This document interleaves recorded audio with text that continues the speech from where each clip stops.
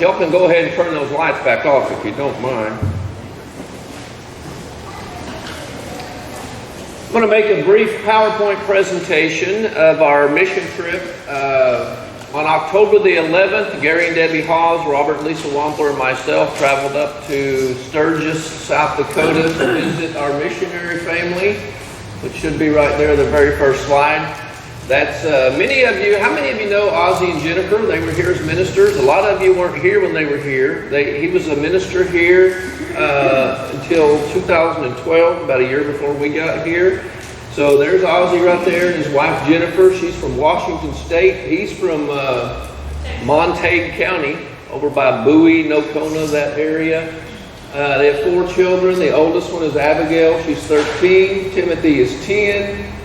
Grace is 7. Eden is 4. Perfectly spaced out 3 years. What we did mostly was we went around. We kept a busy schedule, didn't we, guys? We were going, we were never bored, any that I remember. I don't remember being bored at all when we were there. We got there on a Sunday evening and pretty much went right to Ozzie and Jennifer's house so that those who knew them best could really hug them and see them. Hadn't seen them in a long time. And we went around and visited a lot of church members, got to know people, just got an idea of how their work is going there, and saw some neat sights as well. The very first day, on Monday, we went over to Rapid City, which is where we flew into, and this was a park we went to, and we had lunch with Jeff Gaddis, who, real nice guy. Ozzie brought him and some others down to the Lubbock workshop in January. He'll probably be an elder one day. Real nice guy, has a nice family, had the young daughter. Y'all remember riding the unicycle out there? She could ride this unicycle like we can drive a car. How she could do that, I have no idea. It's just a very beautiful area. Right after we finished this, I don't think we have any pictures of it, but we went over to Tim King also. He and Ozzie both were together as partners in ministers at the church in Rapid City, but he is still there at this church in Rapid City, and we visited with him quite a bit that afternoon, had some coffee while we were visiting with him, talked about their ministry in Rapid City. That night, we went over to Ozzie and Jennifer's house. This is a picture of their house out front, and that evening, they invited some members, new converts, basically, over to their house, and this is a picture of that evening in their living room. This is a couple. I don't remember this man's name, but here's another couple. This is a young couple right here, and his wife is right over here. And we're just visiting with them and getting to know them in their church. I want to point a couple of things out, and I know Debbie and Gary will point some things out. Robert and Lisa will have some stories to tell too. You see this lady right here? She was Ozzie's hairdresser. Now here's the thing about Ozzie. Many of you know Ozzie, some of you don't. All of us have gifts, right? God has given everybody a gift. He has the gift of evangelism. Meaning, in a natural kind of way, just wherever he goes, whoever he talks to, whatever he's doing, he gets in Bible studies with people. This lady, either she or her co-worker at the barber shop is cutting Ozzie's hair. And in the process of cutting his hair, he gets into a Bible study with this lady and converts her to Christ. Now her and her husband are now members at that church. And this happens all the time, which is a good way to be. So we're all visiting at the table, and Lisa, these kids really love Lisa. I mean, every time, they were just hanging on Lisa. I mean, they just could not get enough of Lisa. And, you know, it's easy to know why. Lisa's easy to love. We wouldn't play hide and seek with them, she would. Yeah, that's probably it. Yeah, we wouldn't play hide and go seek with them, and Lisa would. Down in the basement, up where. The next morning, Tuesday morning at 7 o'clock in the morning, I kind of got this by days. Ozzie came by the hotel and got me and Robert. And me and Robert and Ozzie start going to this place called Bear Butte, which is the tallest mountain in that area. And you can see this is at the top of the summit. This is going down the stairs. It's very, very steep, wasn't it, Robert? Very steep. Yeah. Here's some pictures from top there. You can see this very beautiful terrain in this area. Some rugged pictures. Here's a picture of Robert taking a breath. This next picture. Well, this is where Robert stops right here. No, this is where Robert stops. You see, he's in the background. That's Robert's first stop. They told me this mountain was 1,400 feet tall and it was 2 miles long. That next slide, the slide before that is after 2 miles of walking and 3,000 feet. Ozzy actually sent me this picture. He says, make sure you show this one because it has Robert in the background sitting down while Ozzy and I continue up the mountain. But in Robert's defense, he didn't quite make it to the top, but you did do the hardest part. It was steep, but it was a good pretty climb. And so Debbie took a picture of this, caution, steep trail ahead. That was a reminder to Robert for the rest of the week. Anytime we had to go somewhere that had a steep trail or anywhere, he wanted nothing to do with it. That night, this man right here, his name is Dan. This is over at his house. He was one of the elders. They had 2 elders, and they both resigned this year. They meet with men's meetings. But this is one of the elders. And Gary and Robert, and what was his name? Santa. He plays Santa Claus out in California. That's right. He looks like Santa Claus. His name was Bill. Bill, okay. Anyway, we're over at their house, and what Gary is doing right here and Robert, they've been talking about, they're in the process of remodeling their church building and doing some work on it. And so we went to their church building and looked around. I'll show you some pictures of that here in a minute. And Gary's kind of going over, drawing out some stuff for him, showing him some ideas and concepts, and he's listening very well to that. And in their living room, I'm over here I wasn't invited into that conversation, so I get stuck with the women. So we're over here having a conversation. This is the church building outside of their church building. And right here, there's Ozzy and Gary's on the other side. You can't quite see him, but they're walking around the church building. No, I didn't mean anything bad. I didn't say Gary's short. We're kind of scoping out the church building and what it looks like on the outside. This is their basement in the church building on the inside. You see, this is where their kitchen is. This is where they had a men's meeting. They invited Robert and Gary and I to their men's meeting one afternoon. We were going to go do something else, but they invited us and we wanted to go to it and see how they do things. This is where they have a lot of their classrooms as well downstairs. You can see it's very small and very cramped. This is their auditorium. Looking from the back towards the front, this is their baptistry right over here, which they seriously are in need of a replacement. And we're just talking to Ozzy about the renovations that they are doing. They've just recently put up these 2 big screen televisions for PowerPoint. You can see right over here, this is a sound booth that they are building. Do these chairs look familiar to you all? Nice chairs. Yeah, they stole our chairs. No, we donated them to them. This is a smart church. They got rid of their pews and they put in chairs. What a concept. Somebody else wanted to do that. But anyway, I digress. And you see Debbie and Lisa are listening to the plans, and Debbie says, now actually what you need to do is, and Gary's just standing over here laughing. She always does that. She just takes it.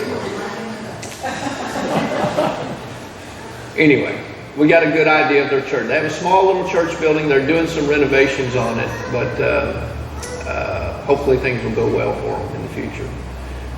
This is traveling somewhere. Just to give you an idea of the scenery there. It's very, very beautiful area.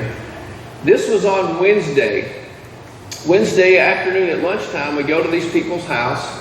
His name, what was his name again? Jeff, that's right, Jeff. He's one of the other former elders. So we go out to their house, and it was freezing cold. This lady, Jeff's wife, this is a couple right here, she has autoimmune disease, and so they don't allow anybody right now, COVID and all that, they don't allow anybody into their house. So she prepared a real nice lunch for us out on their deck.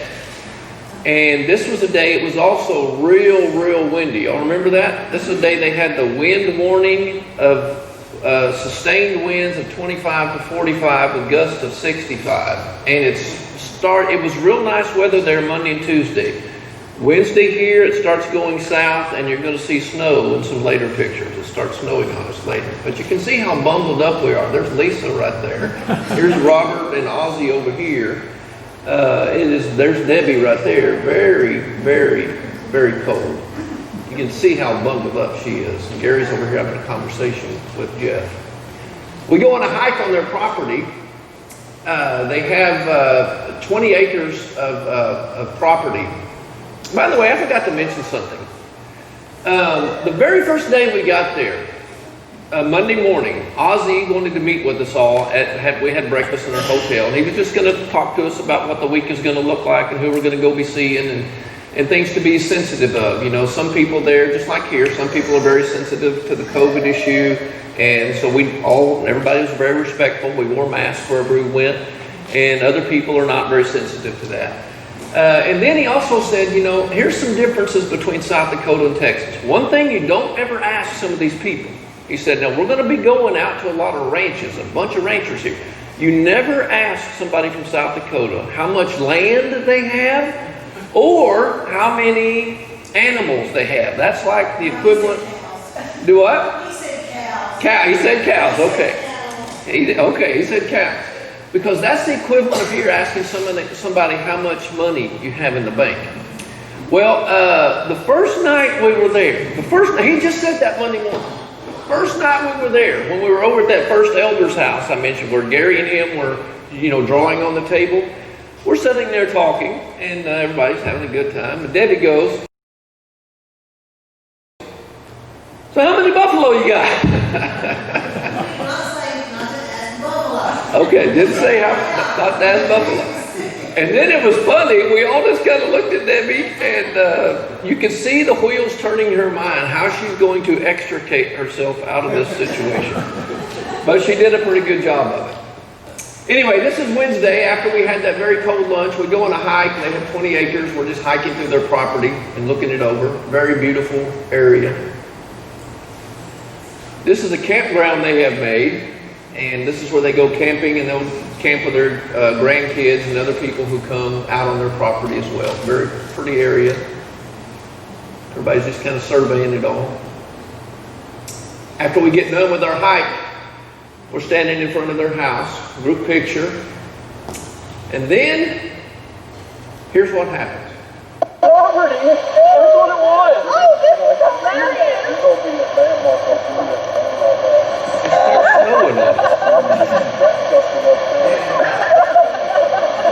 It is snowing.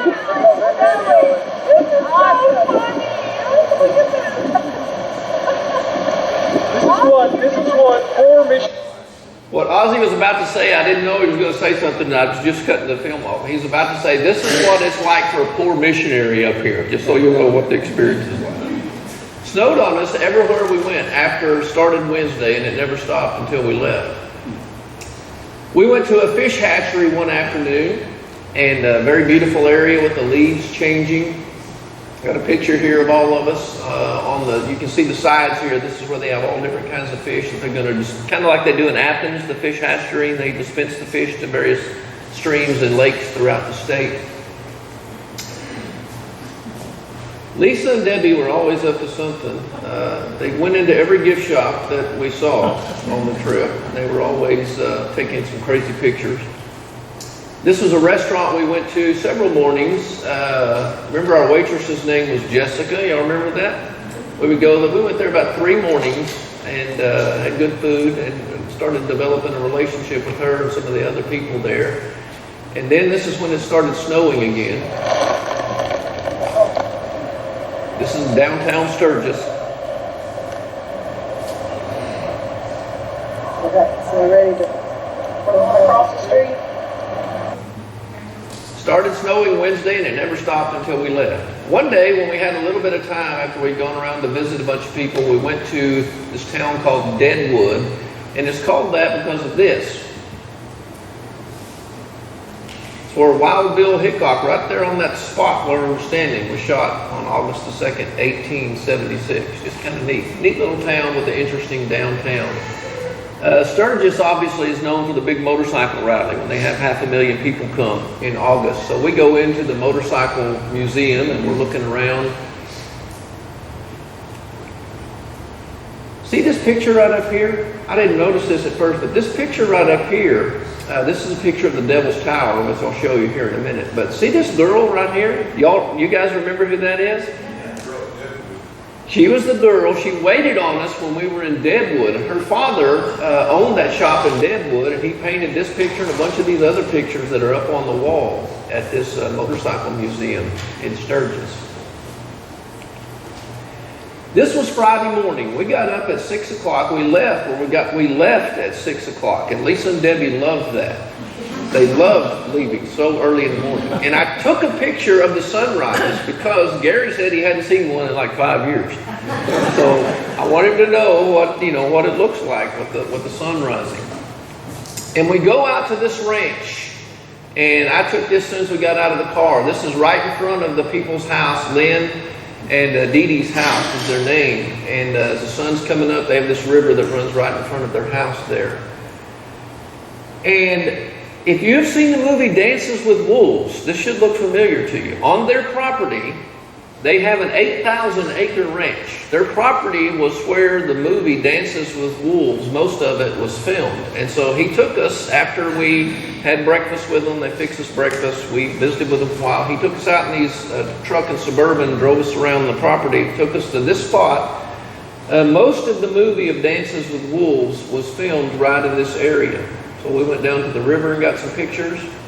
Robert has seen this movie 100 times, which is about 100 times less than Chad Hill, I've been told.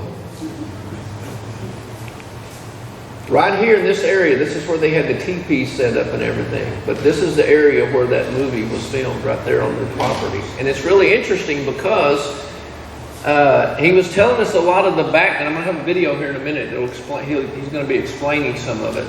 But it was interesting. He said about that movie was filmed in about this time of year, 1989. It came out in 1990. He said Kevin Costner came and knocked on his parents' front door, and his parents go out and answer the door, and they say, "Yes, sir. How can we help you?" He goes, "I'm Kevin Costner." They had no idea who Kevin Costner was. They said, "Yes, sir. What can we do for you?" He was wanting permission to use their land to film this movie on. And this guy who, Lynn, that I'll show you here in just a second, he was a consultant for them on the movie and helped with a lot of things behind the scenes. And he was explaining to us how a lot of the scenes happened and what they had to do to make the effects happen and all that. It was real interesting. And right here's the short little video. Listen to some of the things that he says. I'm going to put my microphone down here so you can actually hear some of this. Oh, here. No. Mike. So he comes right into camp. Right there. And all the, they had the people over here, and the teepees were right on the other side of there.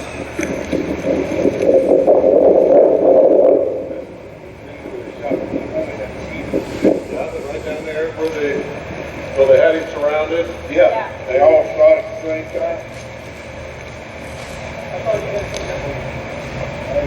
No, I haven't seen it.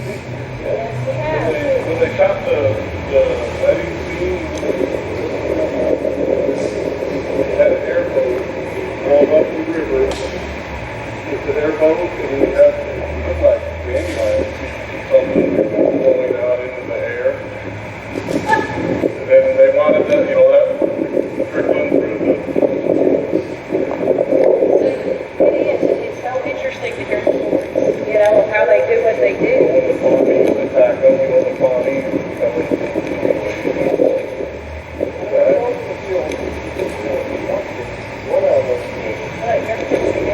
I'll bet you 80% of them. There's a rock on the other side of that hill.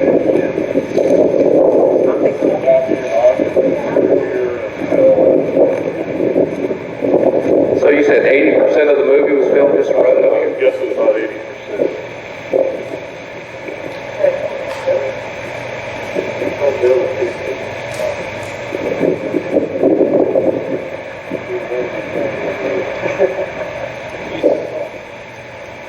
That's why they were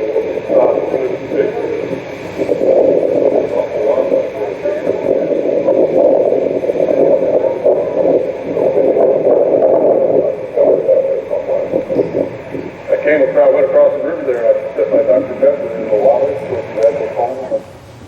You can tell how windy it is there. It was windy. That's the windiest place I've ever seen. That was Friday. We left, we came back from that excursion, which was really interesting, and we had lunch there at their house, and then we left to go to Mount Rushmore, which is about 45 minutes outside of Rapid City. Still cold there, not snowing here, but getting close to it. Beautiful place. They kind of have a plaza area where you can walk out on, which is where we are right here. And you can get a really good view of it. And there's all these flags that you'll see right here in this view. And keep in mind, it's freezing cold out here. Look what Debbie and Lisa are doing. They go get an ice cream. Me and Robert and Gary are like, no, we're not having an ice cream. And of course, they found the gift shop. They do everywhere. Right after this, just 17 miles away, is the Crazy Horse Monument. I don't know if you've heard of Chief Crazy Horse. This area is full of lots of Indian history. They're carving this. It's still in progress. We took a little bus ride over close to it where we could see the face right here. And you can't really tell what it's going to be. It's still under construction. Here's what it's going to look like when we're done with it. This is a 1/34th scale model of what it will eventually look like. It was fascinating. This is the Devil's Tower in Wyoming. They live in extreme western South Dakota, and it was about an hour and a half drive over there. And beautiful, beautiful rock. Sticks straight up. This model is 864 feet tall, if I remember correctly. There's a picture I took just as we were walking around it. We took a 1.2 mile hike in the snow around it. It was just barely snowing, but it was cold. There's a video in here somewhere. I think it's this next one. Here's a video of us walking through the forest.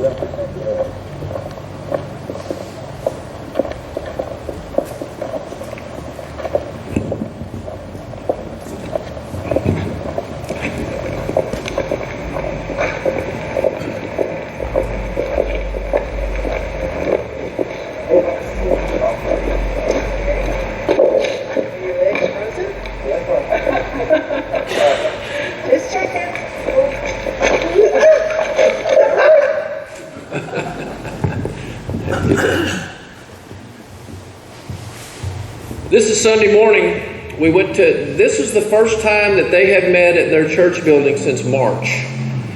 They have met a couple of times at a barn kind of an area where that has a lot of ventilation because of the COVID issue and all that. But just so happens the week that we were there, this is the first time they have met since March. And once again, you recognize those chairs. I want to point out something else here that's interesting. Group, do y'all remember this guy's name right here? Yeah, his name is Adam. Here, I got in a conversation with Adam that Sunday morning. This is Ozzy's wife, Jennifer, right here, getting ready for all the kids in their row right here. But I had a conversation with Adam, and I was just, who are you, and so on and so forth, and how'd you end up here? Remember I told you before how Ozzy had gotten into a conversation with a hairdresser? Ozzy either sold his truck or bought a truck from this guy right here. And in the process of buying and selling a truck, got into a spiritual conversation with this guy, and now this guy's a member of their church. I mean, this is just kind of comes natural to him. Probably we should have Ozzy down here sometime seriously to have a seminar on how to naturally have conversations with people to be able to get studies with them, because he's the best person at it that I've ever seen, and I've seen some other people who are pretty good at it. Also, Mike, what in the background there, one of the ladies came that first day that he's been studying with. Yes, She's the daughter to his the chiropractor. Yeah, that's right. He goes to. That's right. Another one of these ladies, I don't know if it's one of these, but she was there that day, and Ozzy has been having some neck problems here recently, and he'd been going to the chiropractor. Well, while he was at the chiropractor, he got into a conversation with the lady who works at the chiropractor's office, and he's having a Bible study with her now, and she was there that Sunday. She was wanting to be baptized, right, and he wanted to study with her a little bit more and know what that really means. Right, which is always a good idea. And this is the last picture. You see, this is the sound booth they're building. You have some of their kids who are going to help do the technology for the service that day, and just other members who are gathering around. There's Adam, once again, right there. Okay, that kind of gives you a general idea. We can turn the lights on now. I'm going to invite Gary and Debbie to come on up here now. If you guys wouldn't mind just using the microphone, they're going to just share their experiences, and then after they finish, then Robert and Lisa will come up after them. So if y'all will come on up, use the microphone so everybody can hear you.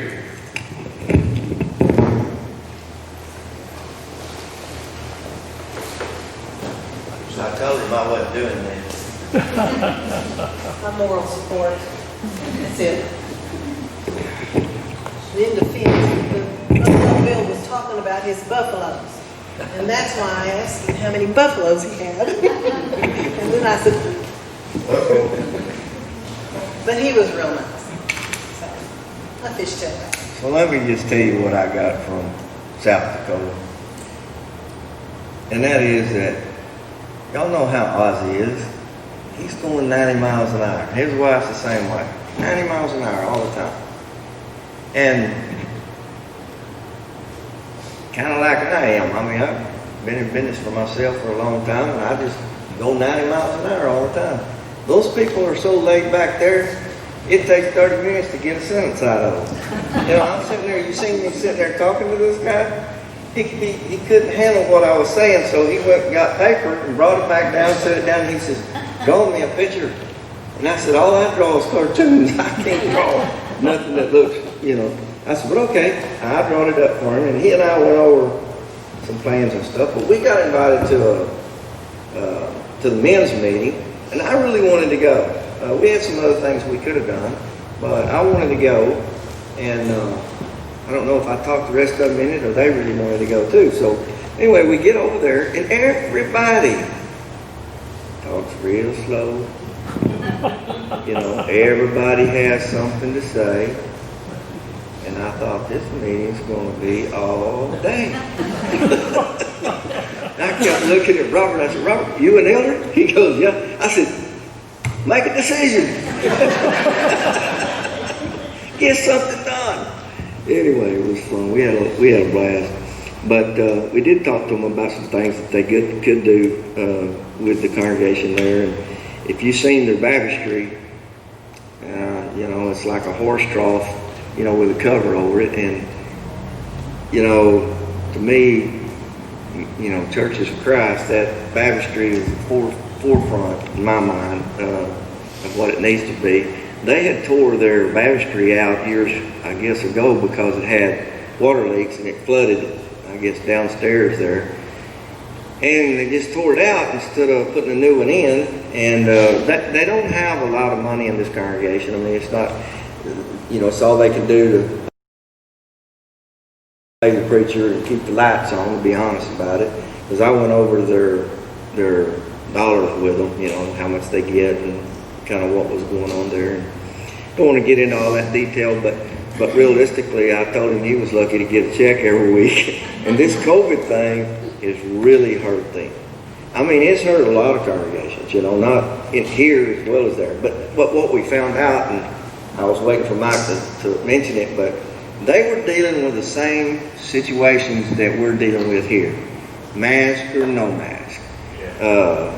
You know, they had talked about lots of things, but as Ozzy was telling us all about it, we just kind of looked at each other going, yeah, we've been there, done that. It's all the same. And but anyway, they're really a good congregation. They seem to be an older congregation, older members more so than young. They do have some young people going there, but it's kind of opposite of the other congregation where he was working at in Rapid City. They have more younger people going there from what we're being told. But absolutely the best story was Deb's, where she's not supposed to talk about cattle or land. First thing come out of it was Buffalo Bill. Okay, that's what they call him. And he buys buffalo. And first thing comes out of it, well, how many buffalo you have? We were talking about buffaloes, and he was telling us how they come in. You don't really work buffaloes because buffaloes will really hurt you. And so there's a way that they were working them. And so I was referring to that and cattle and stuff. And Then it just slipped out of my mouth, how many buffaloes do you have? And I thought. And Ozzy looked at me and he kind of winked, you And I know. looked at Gary and Gary goes, and I'm thinking, okay. So How do we get out of yeah, this? so the guy was really nice, and he said, so what do you want to know? You want to know bulls? Do you want to know heifers? Do you want to know yearlings or what? And I said, well, this is how I got out of that. When we started our herd, we had 12. And as soon as I got them home, they started having babies. And I ended the conversation, and I don't think I talked to that man the rest of the night. But he was real nice. So Ozzy, I told Ozzy, you didn't say anything about buffalo. You know, you have to tell me everything. So, but they were really nice. The people were just outstanding. Mike's probably one of the best tour guides and trip planners. He just herded us around everywhere. He just kept us in line. But It was our job. But when they went to go climb that mountain, Yeah, there was 3 of us that said, I said, 69 years old, and that thing is how I think I'll pass on that. And then somebody else decided he's going to go. in his boots at first. Yes. But I will tell you, Robert could not quit talking about Bear Butte.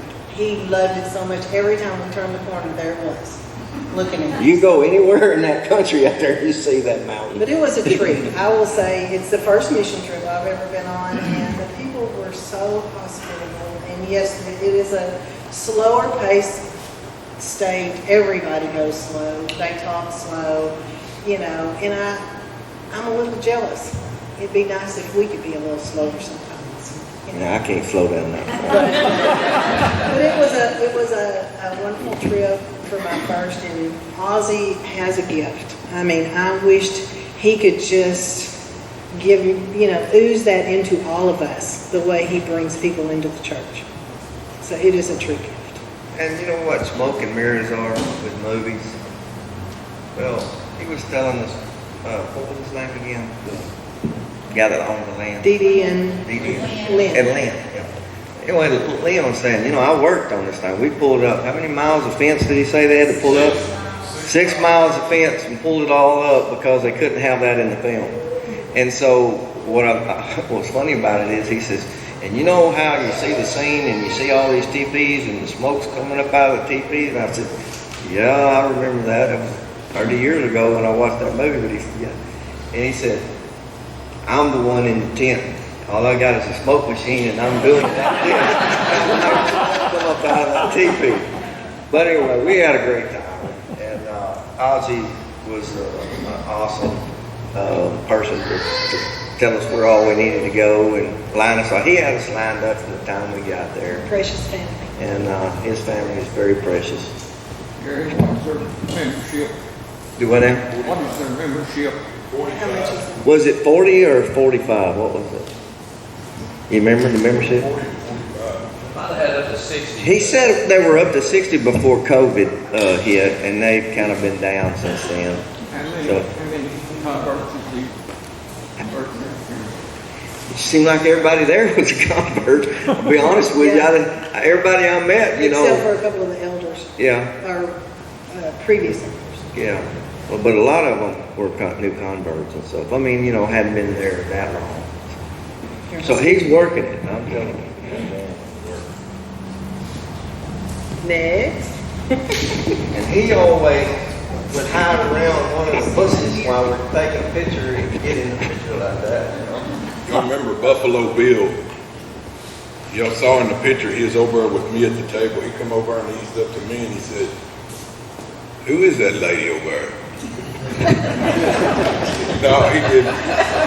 But right now he's in Las Vegas.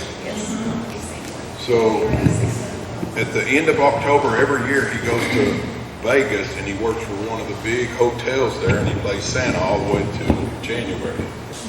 And then he comes back and he gets a haircut and he cuts his beard and he lets it grow out all year long. And goes back that year. One of the interesting things about being on that ranch, when we got to that spot where most of the filming was, we got out of the car and we walked up to the fence and the fence was this tall. And I stepped over it and I said, can't y'all buy a real T-post out here? And they said, no, that's a standard T-post. the weight of the snow pushes those posts into the ground.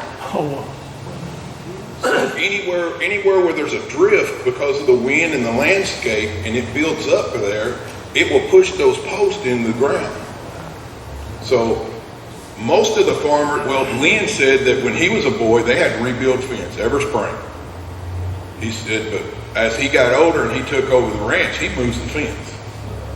Whenever the drifts get so big, they push the T-posts over, then he moves those fences over. He don't rebuild them that way. It's not rebuilding so much every year. But I thought that was amazing that snow could build up enough pressure to push a T-post into the ground. And the 6 miles that they took down, they had to take down by hand because the movie people didn't want no tracks out there. So they took it down and hauled it all off by hand. And the trees that you saw were yellow. In part of the movie, it was in the springtime. They brought in a truck and they sprayed all the leaves with paint. painted it all green until it was time for the fall shooting of it. Where we stopped on that mountain and they showed you, I stopped right there and it's beautiful. I mean, you're way up in the air and we hiked up. It's so steep that it had to be made like stairs. And they made me wear yellow and green tennis shoes with polka dotted shoestrings. So I was embarrassed anyway, so my legs didn't work right. But it's solid, sharp rocks, just jagged like glass. And they roll out from under you and it's straight down beside this trail down in that. So we stop up at that spot where it starts leveling out and I say, well, I'm gonna stay right here, guys. Y'all go ahead. I'm gonna watch the deer and I'll be here when y'all come back. No, come on. No, I can't. I don't wanna walk back down this with my legs feeling like noodles. So they walk on off and they get where I can't see them and I just lay down. I collapse. And I'm laying on them jagged rocks and it feels like a recliner. I mean, it's just nice. And I lay there until I can catch my breath. And then I start easing back down that hill. But Ozzy and Mike have a lot in common. They both talk too much. We start up that mountain and Ozzy starts talking and he's asking questions about the church and about what he's doing there, this, that, and the other. And I start walking up with them and they're both talking. And I say this and that and the other. And after a while, pretty soon I'm going, and they're still just talking. And after a while, I can't get a word even out. I can't go, I can't go, I can't do nothing. It's just, I didn't know I was that bad out of shape. But we met some really lovely people. They were really nice. They were really hospitable. And we need to, I would like to encourage everybody. I know everybody prays for Ozzy off and on, but also we need to remember Tim and Tara King. They started this together in Rapid City and built that up to a congregation that could basically kind of hold its own. And then Ozzy moved to Sturgis, but Tim and Tara and their kids are still there. We didn't get to meet Tara or the kids, but we met with Tim and visited with him for quite a while. But we need to remember Tim too in our prayers, Tim and Tara.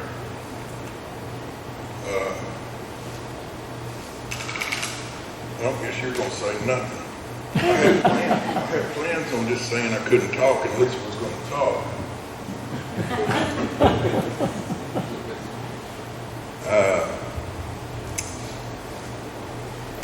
I don't know. I guess that's about all I've got. You got something to say? Yeah, the kids thought Lisa was 12 years old. They did. We couldn't go anywhere. Matter of fact, me and Lisa, we dropped everybody off at the hotel and went over there twice for movie night and popcorn night and hide and seek. We got there to the McNinney's, and Connor was here Sunday. That's their son. Come and he visited with us Sunday morning. The picture you took, that's one of the couples we met with in South Dakota. That's their son. He lives down here in Cottle Point now. He's doing the rodeo circuit. Yeah, he wants to be a professional roper. and you can't rope up there in the winter. And that's one thing I really learned about South Dakota. I don't want to be there. I mean, it's a beautiful place, and we'll never go back at the time of the year we went. We all decided that. And we really didn't realize that Chicago's not the windy city South Dakota was. But one day we was there, it was where we was at, there was sustained winds of 40 miles an hour, but parts of the state was calling for 70-mile-an-hour winds all day. You know, See, it's short pencil, so that wind out at all. it don't. Those mountains there, that's about the only mountains in the whole state. You know, but those kids thought Lisa was 12 years old. We got to that ranch, and out in front of their house, that river comes in front of their house, and it's probably a 75-foot drop straight to the river on a bend. Well, they've got a big rope, and you can kind of rappel down. Well, they call her Miss Lisa, and Tim says, "Come, Miss Lisa, come, Miss Lisa." And he takes the rope to the rope, and he starts rappelling down the hill and says, "Come on." She says, "Well, I can't do that." He said, "Well, yes, you can. Just do it like this." But she couldn't.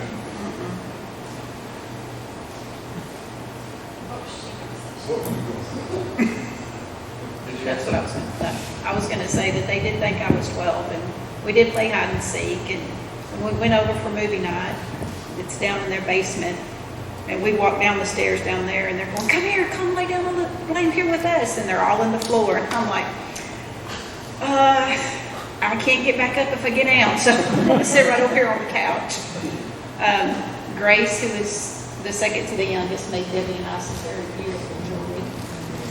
And I wore it Sunday. We've worn it. We've worked to church Sunday when we went. Sweet family. We became friends with the waitress Jessica at the place where we went and ate breakfast every morning.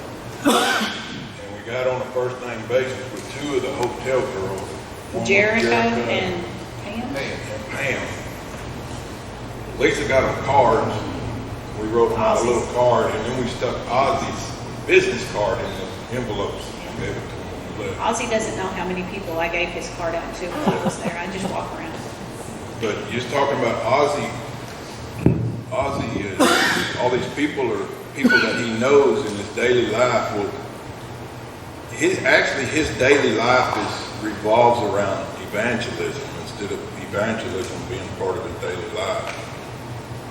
Even like when he came and got the chairs from us in those chairs, he brought Dee Dee with him, Dee Dee McNinney, which is the ranch we went to. She had Her sister and her niece. She had a bad accident, lost her sister and a niece, and she was in kind of not a very good state of mind. And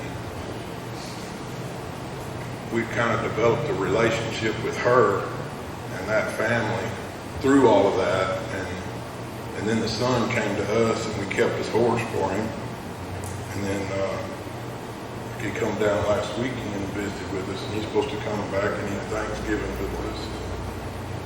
And so we've been able to kind of help her back and forth, talking, letters and whatnot.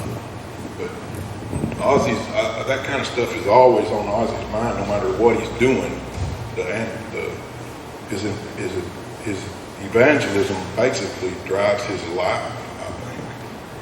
And we could all take example of him, I think. Okay, thank you. Lisa, you sure you don't have anything else to say? You did so much talking. She'll take William in the car on the way home. Okay, I was going to have Gary and Robert lead us in a prayer, but our time is about up here. But I would just say, as we conclude, this family is not only Ozzy but Jennifer as well. These are very hard-working people. They are certainly they're not slacking off at all. As Gary says, they're going 90 miles an hour. They're doing the fantastic work there. This is a hard place to do ministry. That church of only 50, 60 people is the biggest church of Christ around for a long ways. And here, that would be considered very, very small. But they are certainly worthy of our support. Ozzy mentioned several times while we were up there in the men's meeting that, this church, the Landmark Church, has been a part of supporting him in ministry ever since he got out of Sunset. So, and continued worthy of our support. This is a family that's doing a great work there, and make sure that we keep them in our prayers. So let me close us in a prayer. And as Robert mentioned, make sure that you continue. That family's in our bulletin every week as one of our missionary families. Let's just make sure that we continue to remember them. Let's close with a prayer.